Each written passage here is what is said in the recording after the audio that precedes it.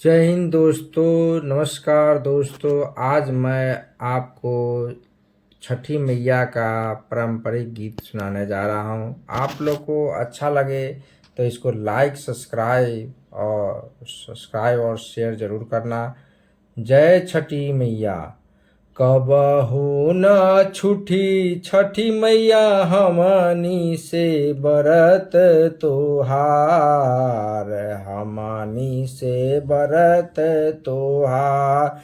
कबहू न छूटी छठी मैया हमनी से बरत तोहार, हमनी से बरत तोहार।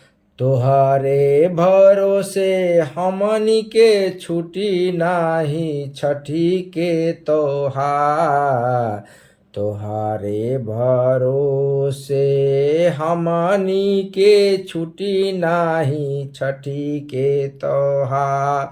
छुटी नाही छठ के तोहार हो।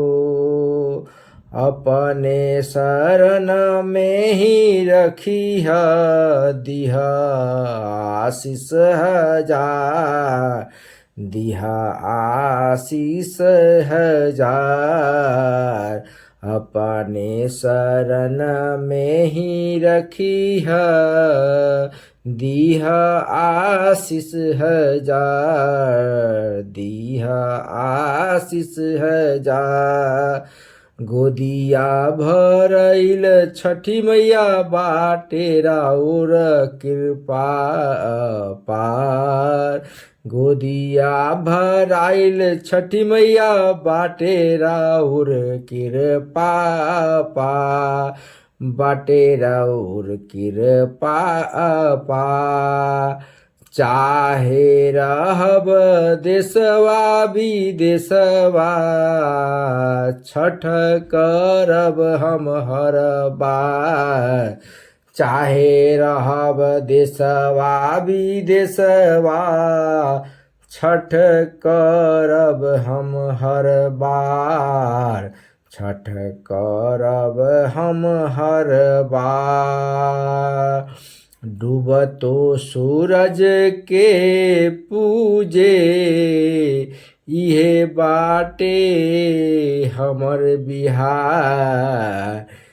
डूबते सूरज के जे पूजे इहे बाटे हमर बिहार, इहे बाटे हमर बिहार।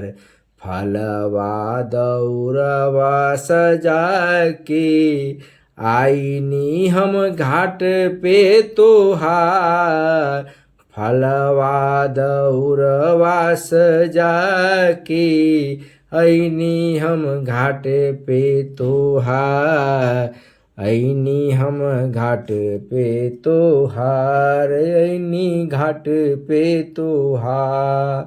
दिहनी अर्घ छठी मैया करी हम आरती स्वीकार।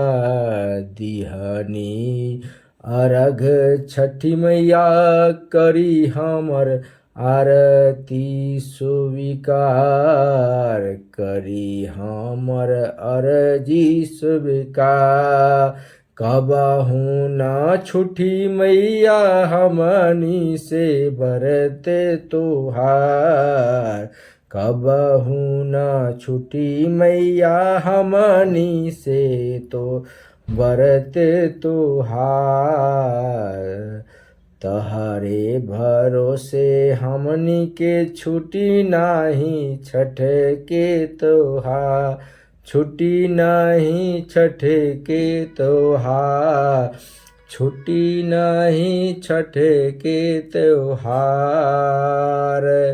तहरे भरोसे हमनी के छुट्टी नहीं छठ के त्योहार। अपने शरण ही में रखही दिहा आशीष हजार, दिहा आशीष हजार हजार। गोदिया भराइल छठी मैया बाटे राउर कृपा पार, गोदिया भराइल छठी मैया बाटे रउर कृपा जा। चाहे रहब देशवा विदेशवा छठ करब हम हर बार। डूबतो सूरज के जे पूजे इहे बाटे हमर बिहार। इहे बा हमर बिहार। फलवा दउरवा सजा के